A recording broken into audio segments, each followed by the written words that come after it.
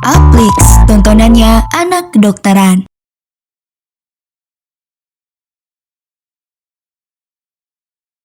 Halo semuanya, balik lagi bareng aku di video e-learning kali ini. Nah, di video e-learning kali ini kita akan bahas tentang shock ya. Ada pun learning outcome yang kita bahas, yang pertama tentang definisi, kemudian gejala tanda, serta terapi dari kasus shock. Oke, outline-nya kita akan bahas tentang shock dan henti jantung. Shock gitu ya. Apa sih shock gitu? Secara definisi, shock itu adalah sindrom klinik akibat kegagalan perfusi jaringan yang berakibat hipoksia seluler. Ya, shock itu ada tipe hipovolemik, kardiogenik, distributif, dan obstruktif. Kalau hipovolemik itu misalnya perdarahan, gastroenteritis, demam berdarah. Kalau kardiogenik itu miokarditis, miokardiopati atau sepsis. Kalau distributif itu anafilaktik, neurogenik atau sepsis. Kalau obstruktif itu penyakit jantung bawaan, tabung nada atau pneumotoraks. Ya, oke. Kalau shock hipovolemik itu akibat ekstravasasi cairan dari sirkulasi gitu ya, penyebabnya karena perdarahan, plasma leakage atau dehidrasi. Penanganannya adalah berikan resistensi cairan 3:1 kalau menggunakan kristaloid, kalau pakai koloid 1:1 ya.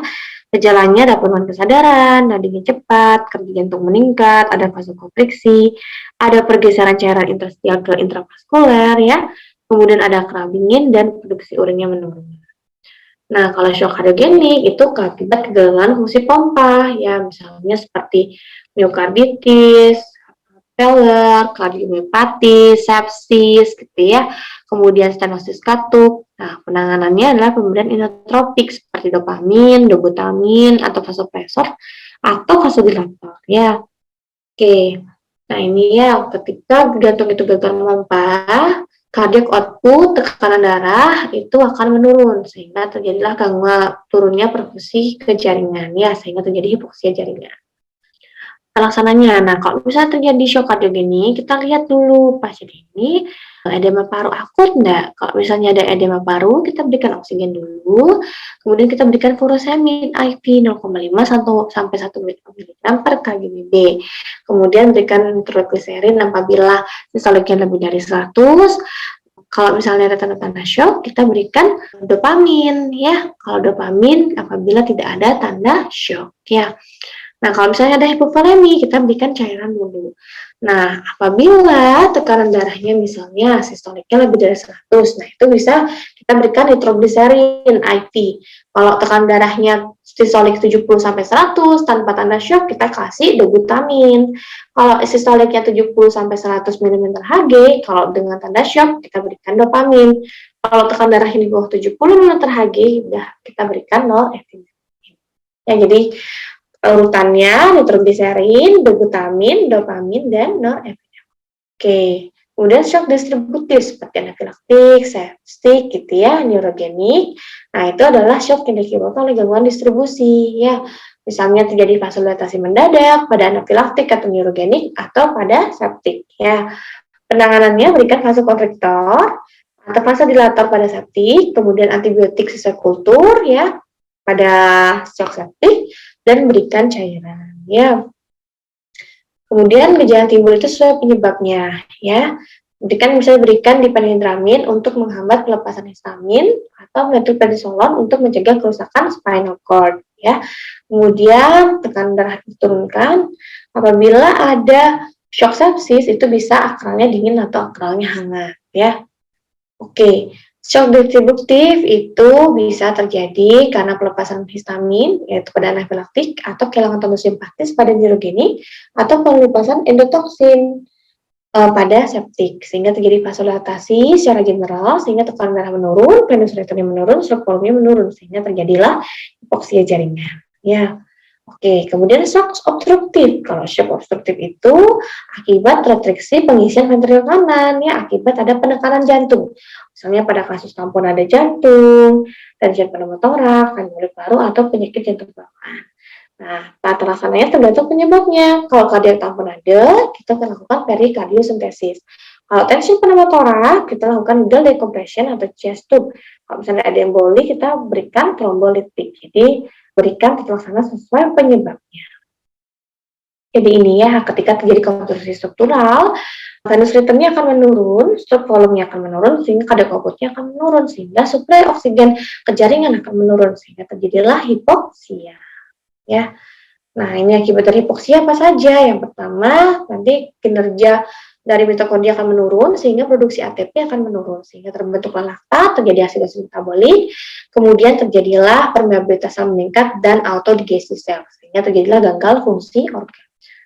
Nah, tata laksana umum shock yang pertama primary survey dan secondary survey, kemudian kenali jenis shocknya, kemudian berikan oksigen, kemudian pasang akses pemudara IV dan tangani sesuai dengan jenis shock. Nah, ini obat-obatan shock, ada inotropik, vasopresor atau vasodilator ya. Kalau inotropik itu contohnya dopamin ya.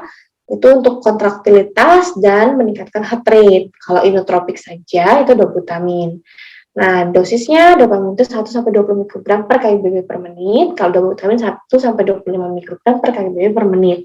Kemudian vasopresor itu untuk vasokonstriksi ya, memperbaiki perfusi seperti contohnya adrenalin dan noradrenalin. Kalau vasodilator itu nitroglycerin. Itu untuk dilatasi pembuluh darah. Oke, next kita akan bahas tentang henti jantung.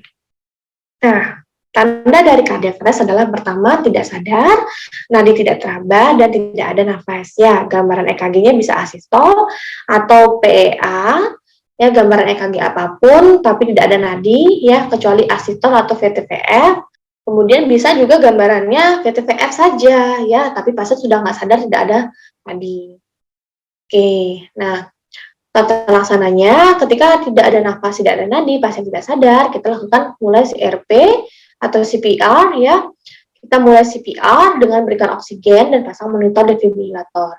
Apabila iramanya shockable ya, yaitu seperti VTVF, kita berikan shock, DC shock ya, 120-200 joule bifasik atau 360 joule monofasik. Kemudian CPR lagi 2 menit, kemudian pasang akses IV. Apabila shockable, kita berikan DC shock, kemudian CPR lagi 2 menit, berikan epinefrin, siap 3-5 menit, kemudian apabila shockable kita berikan DC shock lagi, kemudian CPR lagi, kemudian berikan amiodaron. Amiodaron bisa diberikan sebanyak 2 kali, kalau epinefrin bisa diulang sebanyak mungkin. Ya. Nah, apabila iramanya non-shockable seperti asistol atau PA, kita hanya lakukan CPR dan pasang akses IV dan masukkan epinefrin tanpa DC shock. Dosis epinefrinnya adalah 1 mg tiap 3-5 menit. Ya. Adapun penyebab kembalinya henti jantung adalah hipovolemi, hipoksia, kemudian asidosis ya, hipokalemi, hiponatremi, kemudian ada juga hipotermia, kemudian tensi pneumotorak, tamponade karena toksin atau trombosis paru atau karena korner. Ya, itu penyebab kembalinya henti jantung. Oke, kita kuis dulu. Seorang wanita 35 tahun diberikan obat oleh dokter. Dokter menanyakan apakah pasien memiliki alergi obat. Pasien menyangkal adanya alergi obat. Kemudian setelah meminum obat, pasien mengeluhkan kemerahan dan gatal-gatal seluruh tubuh. Pasien merasa sesak, kemudian bengkak pada kedua bola mata dan bibirnya.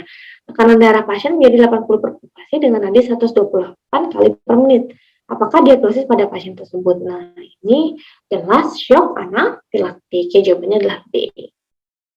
Oke, sekian untuk materi kali ini. Sampai jumpa di video berikutnya. Bye-bye. Uplix, tontonannya anak kedokteran.